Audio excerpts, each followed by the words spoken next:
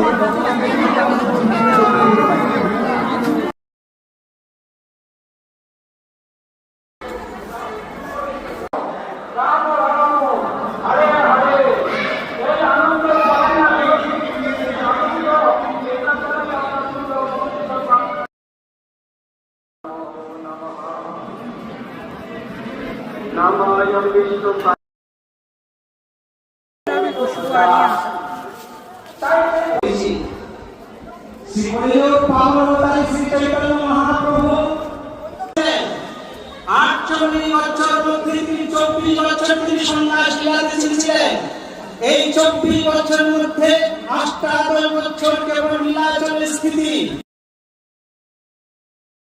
সকলকে বিতরণ করে দিলেন।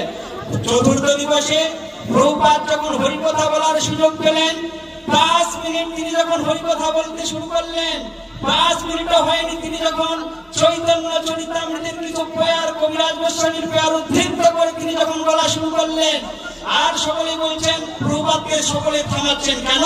প্রভুপাদ যদি সুসিদ্ধান্ত বলে ফেলে তাহলে তাদের ব্যবসাটা বন্ধ হয়ে যাবে।